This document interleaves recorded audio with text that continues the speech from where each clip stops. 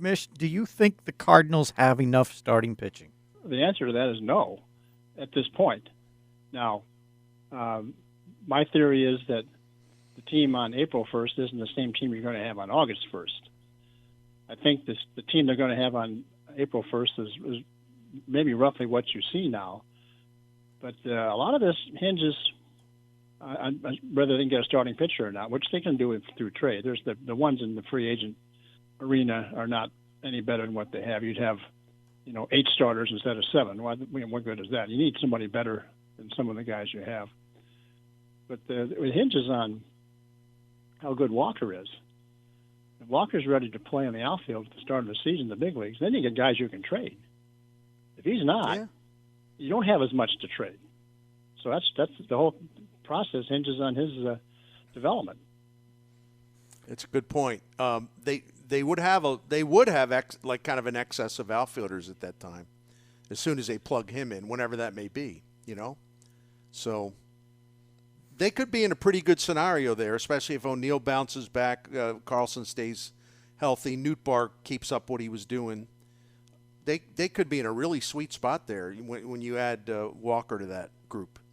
I know people want them to spend all that money now, but you don't have to. You can get something later once you see what your spring training looks like and how good some of these young guys, and even talking about pitching, maybe Graceffo is ready to jump to the big leagues this year. I don't know. Might be. Might be.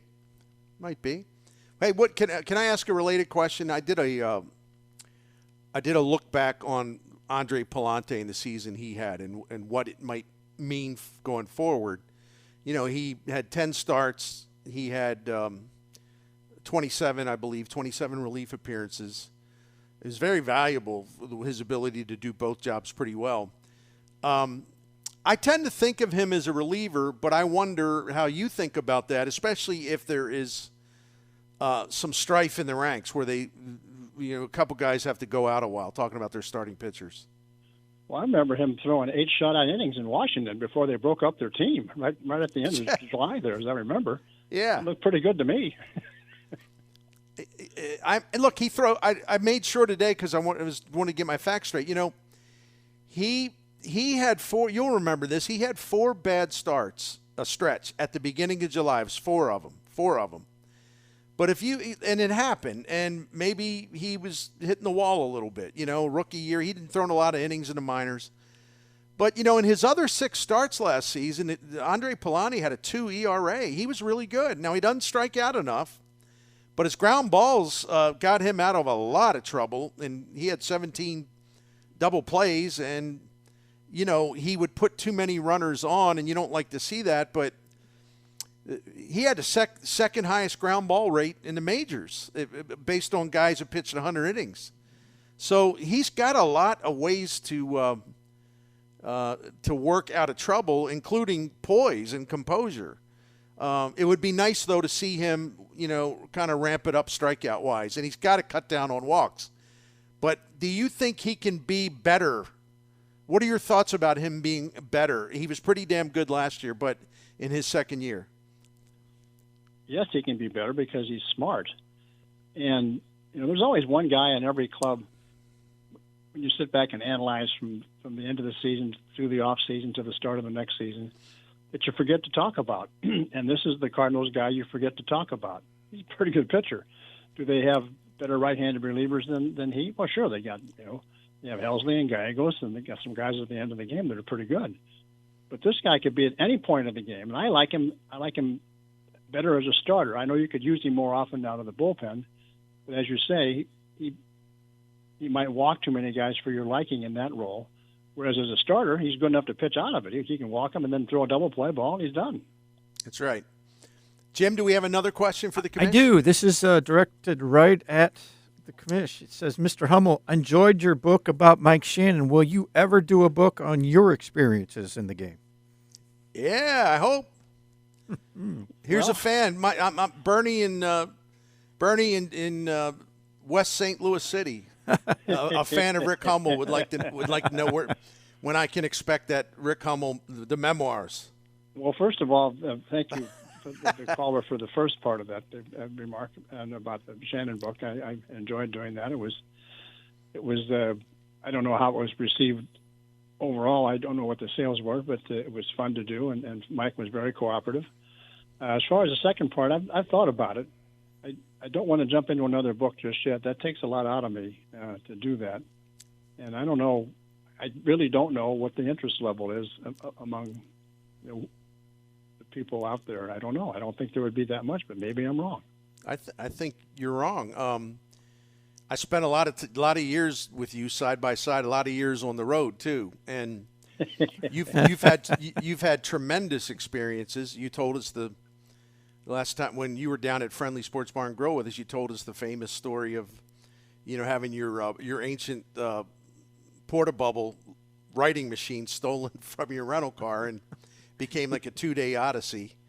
But no, you were one of the writers that the umpires, I don't know how many were like this, but they really respected you and they trusted you and they would tell you things and you could get good quotes out of them, but also you would have a beer or two or something else with them and tell stories. You got a lot of stories, man.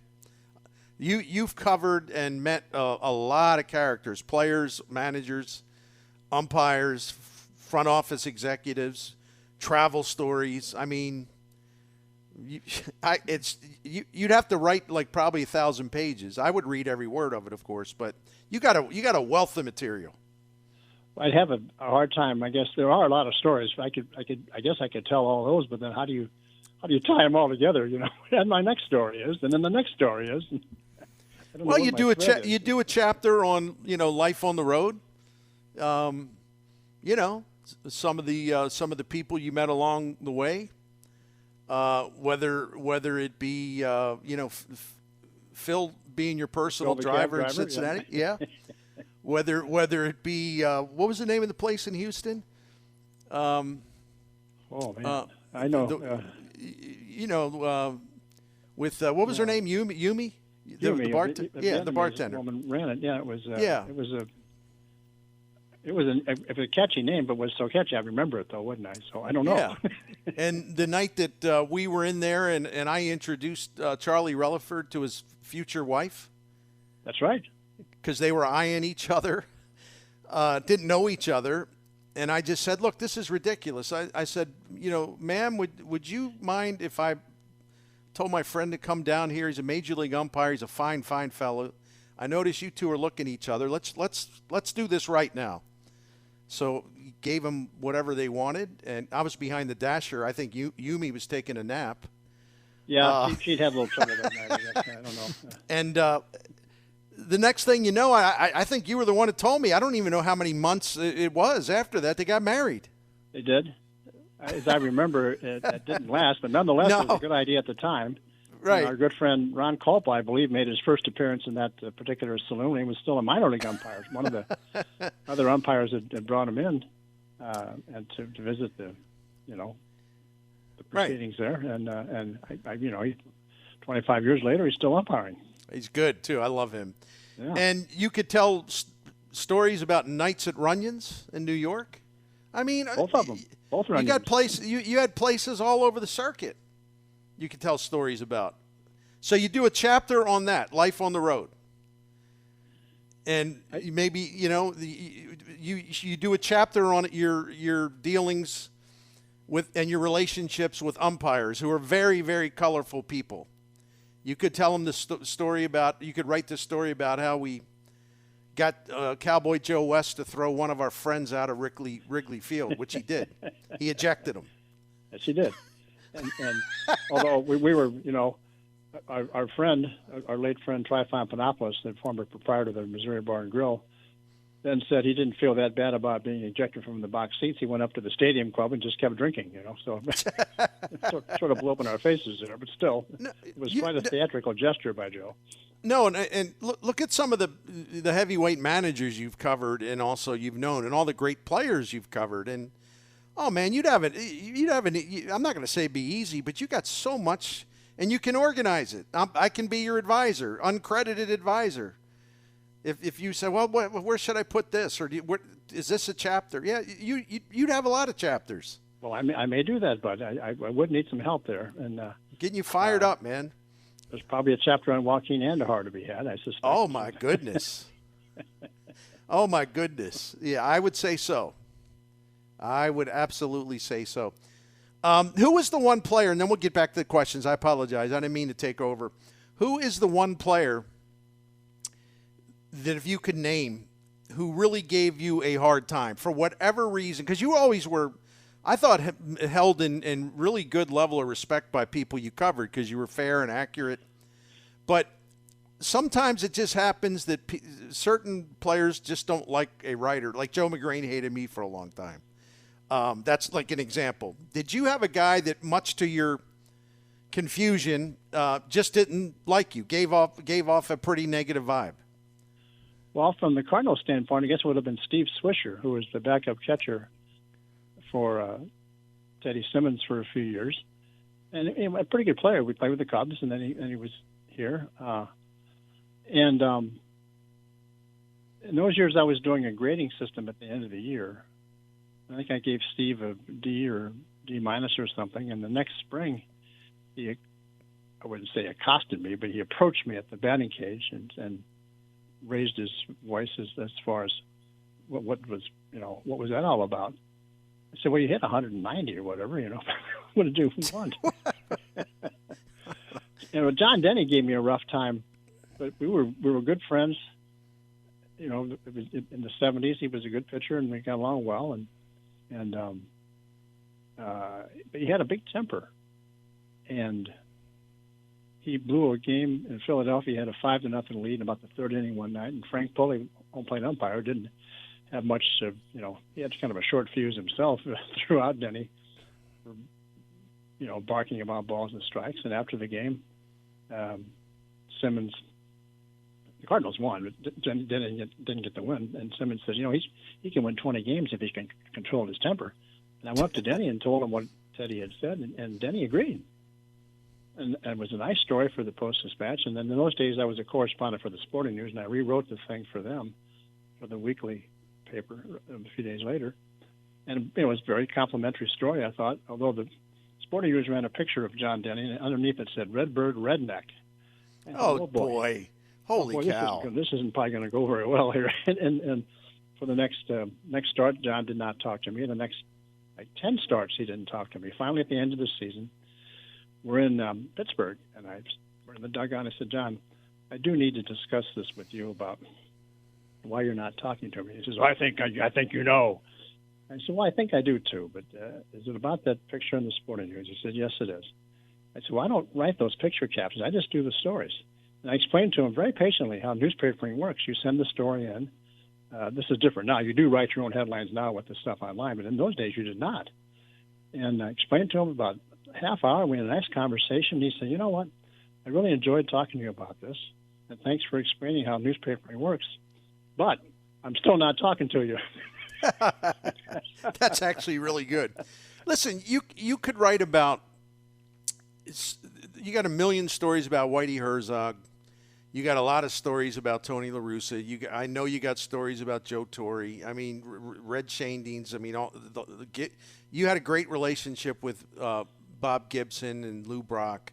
I mean, and Stan the Man. I mean, it goes without saying.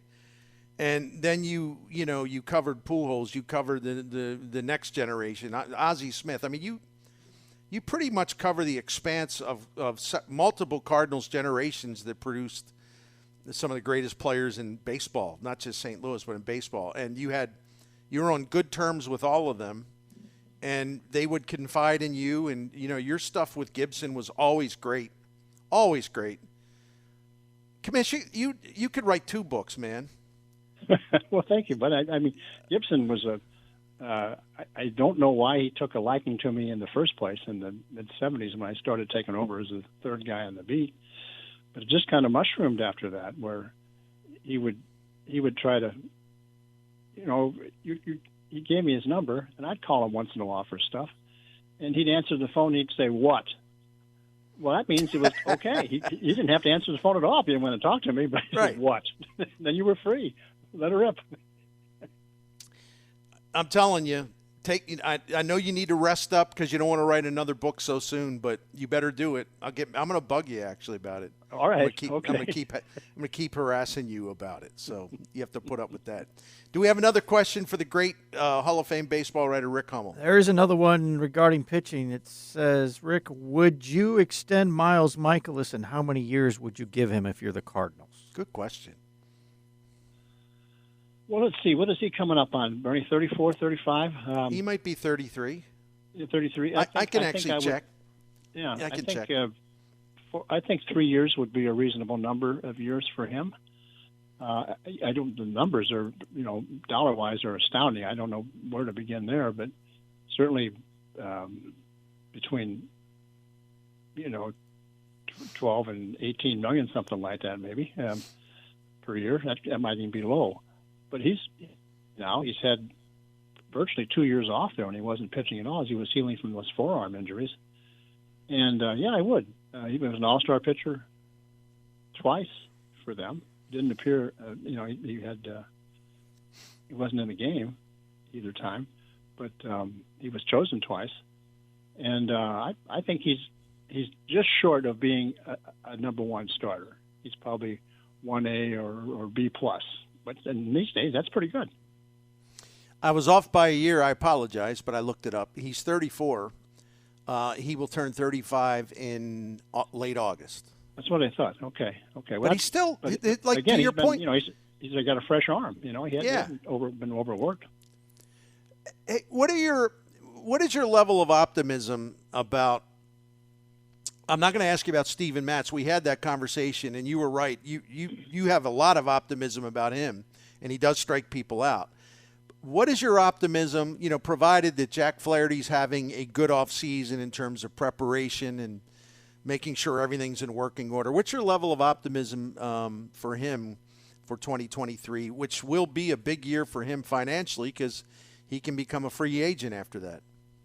Well, given good health, that's all the reason to be optimistic about him because he's going to be a free agent after that, and they may not have him in 2024 or beyond. But I think that the great skill is still there. Does he throw as hard as he used to? Maybe not. But his ball moves. He's got other pitches. It's all about the health, but he can make a lot of money with a big year next year, as can Michaelis could, for instance, and even Jordan Montgomery can make a lot of money as a left-hander. Sure. Next year. Sure. We don't know how good he is. Really, he had 2 really good months, and one, not very. Right. So all 3 of those guys are big. But Flaherty will have an excellent year, I think, and he almost has to have an excellent year for the Cardinals to have a chance to do anything other than qualify for the playoffs or winning a division and losing right away. Because they haven't had those top drawer starters for a while to go deep into a playoff run. Now last year they didn't hit either in those 2 games, but they right. pitched okay. But as they would have gone along, their pitching wasn't going to be good enough. No, and that's why they have to address that if they're going to make a trade. Yes, I read your column today, and you were precisely right about that. That Ryan Reynolds doesn't make them any better. They got a bunch of guys that are about as good as Brian Reynolds. Yeah, I think it's because of the postseason, but and I've said this so many times. I'm sorry, people just say like, "Okay, we heard you the first 100 times," but the Cardinals' offense as a regular season entity did very, very well last season, and that's even with a lot of stuff going on where O'Neill was out and Carlson got hurt and went off the cliff the final couple months of the season, and you had. You're kind of breaking in Nootbaar. It took him a while to get started. Pujols didn't hit for the first half of the season, generally speaking.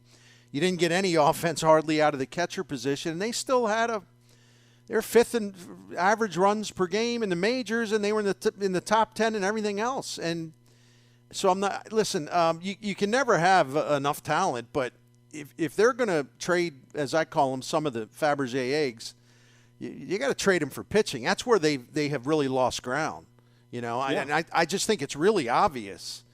So I don't understand why we get infatuated with position players. It's just they're in pretty damn good shape there. And if the big boy comes back, and if Carlson is going to be healthy, which I assume he is, they got a lot going. And the big man behind the plate, they're gonna have a lot going for them offensively in 2023. Now, I do wonder, Commissioner. I'm gonna get your thoughts on this. Can Goldschmidt and Arenado as a tandem, can they come close, just close, to what they did offensively last year? I think that's asking a lot, but I wanted to know what you thought. I think Goldschmidt is probably at his ceiling. I don't think Arenado has reached his yet. If Goldschmidt might drop off a little bit, but Arenado might be able to make up that ground on his own.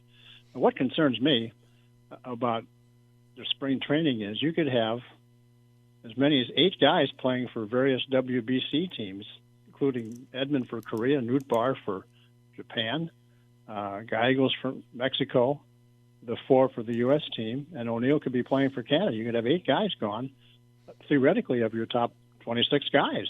It could be for anywhere from 2 weeks to a month, especially the guys playing overseas, Korea and Japan, because they have to start earlier. Right. And Korea and Japan are probably going to win those pools over there and come over here to finish up the tournament in Miami. So that's going to really have a disjointed effect on the camp. It will, however, give guys a whole lot of playing time, like Walker, like, let's say, Carlson, maybe Graceffo, guys who ordinarily – they play a lot anyway, but there'll be some guys you want to see more of that you'll get a chance to see more of now. That's a good point. It really is. It's going to be an interesting spring. That's another thing, Commish. I know that Marmol he knows, obviously has a personal and in the past a professional relationship with Matt Holliday. And I know that he's got a professional relationship with Dusty Blake, the new pitching coach. The hitting coach they promoted was there, last year. Now I'm drawing a blank on his name for some reason. Turner Ward, yes. Yeah, there you go. And so the people that have moved up are not strangers per se, but there's still a lot of staff changes. And to your point, they're not going to have a pretty large number of players who won't be there much because of the World Baseball Classic. And I just wonder if this will be a spring training that is smooth as the Cardinals would like it to be, what Marmol would like it to be, or will it be kind of messy, for lack of a better term? Well, I don't think it can be. It can be smooth. It won't be smooth. It could be less disjointed if things work out right. If guys who wouldn't have played much get to play more, and if none of these guys gets hurt playing for those other teams, as you got to figure the U.S., Japan, and Korea are likely to be 3 of the Final 4 teams playing in the thing. Right. And that's where 6 of your players are. Oddly, no Dominican or Puerto Rican players are going to be lost from the Cardinals, which ordinarily you would have lost Pujols or somebody like that, or Molina, who'll be managing, but he won't be playing. So I think it's going to be hard. I'm sure Marmol's put a lot of thought on this, how the early days of camp from February 12th on are going to go before these guys get away. They don't leave till right at the start of March. So you get about 2 weeks with them all the way, maybe exhibition games before they leave. Then you say, well, see you in 3 weeks. Well, boy, that's a long time. It is. It is. Mr. Jim Heuer, do we have one more for Rick Hummel? I have one more here. It asks, Mr. Hummel, what was the best non-St. Louis baseball team you saw during your time covering baseball? That's a good question. I would have to say it might be the 84 Detroit Tigers, who ran roughshod. I think they led wire to wire in the American League. They won 100 and whatever games and won the pennant, by about 4th of July, if not before. They had an easy ride in the first round of the playoffs, and then when the Cubs lost to San Diego, the Cubs had actually a pretty good team then, but San Diego had virtually nothing. And Kevin McReynolds got hurt, and they really had nothing. Went to the World Series, and the Tigers just smashed them in 5 games. That was one of the most one-sided series I've ever seen, even though the Padres did win a game. But from 4-1, that was no contest once those two teams got matched up. So I'd have to say the Tigers were, off the top of my head, the best team I saw. And I just saw them for like 10 days there. But what they did all season long and continuing that to the postseason, they'd have to rank right at the top. Commish, that team, I just looked it up while we were talking. They won 35 of their first 40 games. That's right. I mean, that's just insane. And believe it or not, I mean, me being a young punk, I don't know why the Detroit News or the Free Press, someone hired me in Baltimore to cover a weekend series that was pretty early on. And I remember I was actually like a temporary Tigers beat writer, that team. And I forget what they did in Baltimore, but I know they won the series and they made the Orioles look pretty bad. But I just remember thinking, sitting there at the old Memorial Stadium, thinking like, how many teams have gone like 35-5 to start the campaign? That's amazing. It really is. And they had a manager who knew how to handle success in Sparky Anderson. We had those wonderful Reds teams in 75 and 76, and I didn't cite those teams because I didn't cover them. I was kind of a backup writer. I didn't have a real good feel for the Reds. I didn't cover either one of those two World Series, so that's why I chose the Tigers. But Sparky had been through that before, and they had a good mix of veterans and young players in that team. They had Gibson was a young star in that team, and they had Jack Morris and Dan Petrie were the top two pitchers. Willie Hernandez was a great reliever. I think it was a Cy Young winner that year.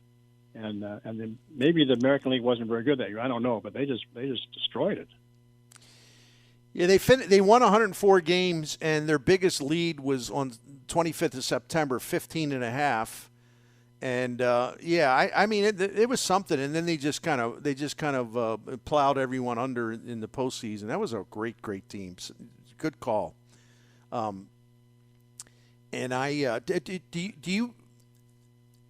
Was there a particular edition of another team, not the Cardinals, that you just, as a baseball aficionado, that you really enjoyed watching play? Like who entertained you when you were looking at teams? Not the Cardinals, because they were entertaining, especially the Whitey Ball. But what team did you find to be particularly entertaining?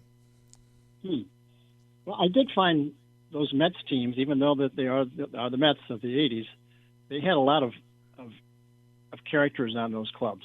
From Strawberry and Hernandez and Doc Gooden and Carter and Howard Johnson, and nefarious Howard Johnson, who was also a member of the '84 Tigers, by the way.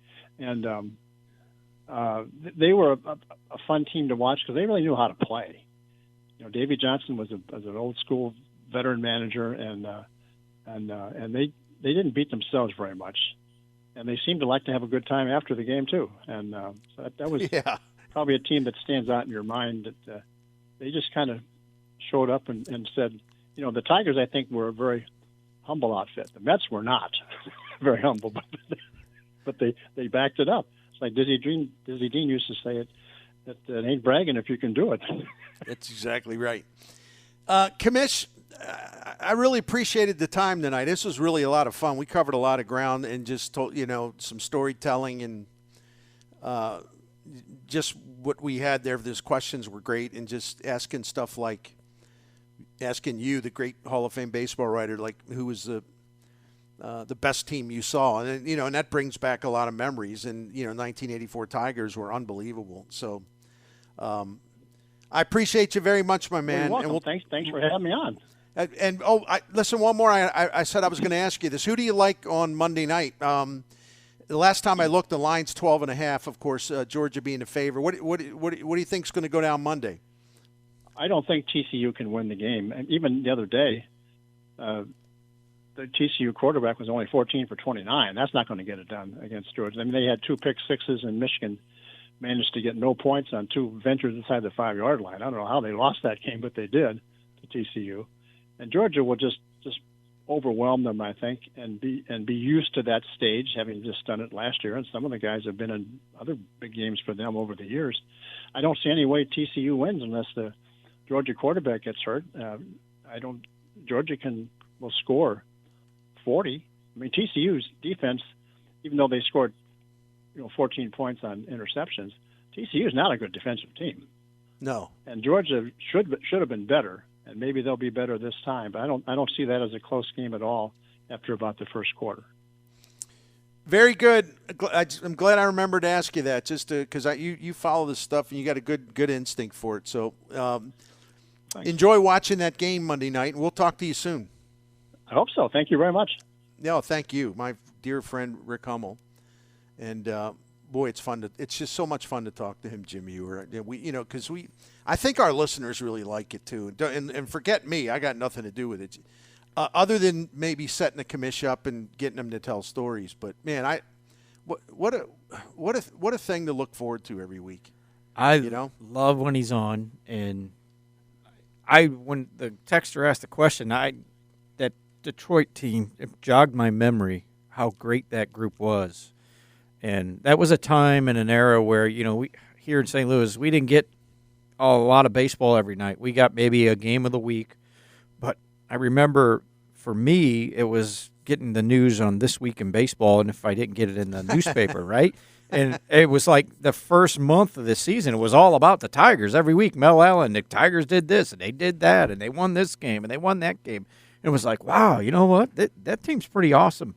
Be curious to see how good they can be. And they just ran away with that division. It was one of the best baseball teams for me growing up as a kid, even though I didn't get to watch them a lot. But through statistics and things, it was like, this team is unreal. He mentioned Willie Hernandez and Aurelio Lopez. I think those guys threw like 130, 140 innings out of the bullpen for the Tigers that year, or close to that number.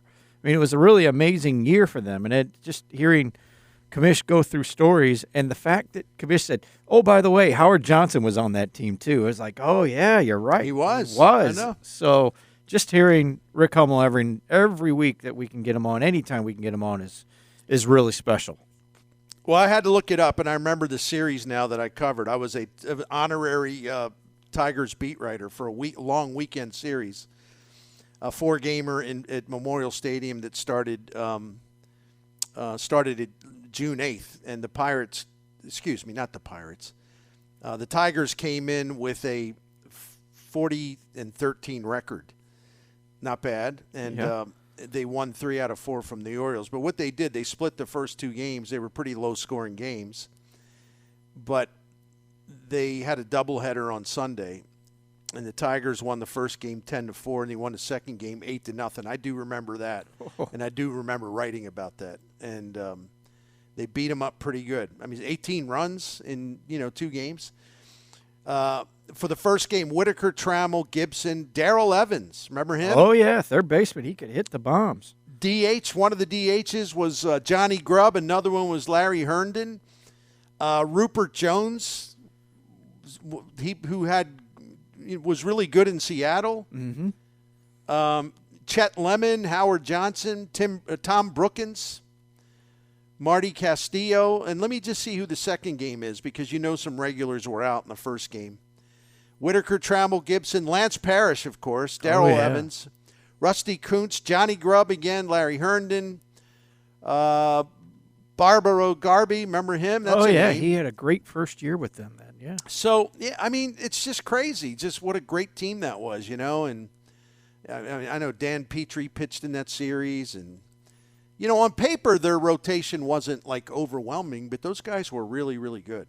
They were, and we talk about analytics and numbers. One of the things I remember about Sparky Anderson for that year's team, and you can look, he played the splits, lefty, righty. You went through the names. It was one night it was Garbe, and the other night it was Grubb, and it was Kuntz one night, and then Herndon, yeah. I think Herndon and Grubb were the DH platoon. Loosely, that sounds right. Yeah. So no, it was one hell of a team, man. And let me just see something. And now I may be boring our listeners, but we'll close it out, because once I get curious. See, Jack Morris was their number 1 starter. Then it was Dan Petrie, who was actually really underrated, I thought. He had 233 innings that year, 3.24 ERA. Number 3 starter. Remember Milt Wilcox? Oh yeah. The fourth starter was Juan Berenguer, who was pretty good. And Dave Rozema was the 5th starter. And you mentioned their bullpen. They had Willie Hernandez, Aurelio Lopez. They had Doug Bear, who was still pretty good at the time, and right on down the list. But that was actually that was a really solid rotation. And Jack Morris was 29. Petrie was 25. Behringer and Rosenthal were under 30. That was good stuff right there. Really good stuff. Very good.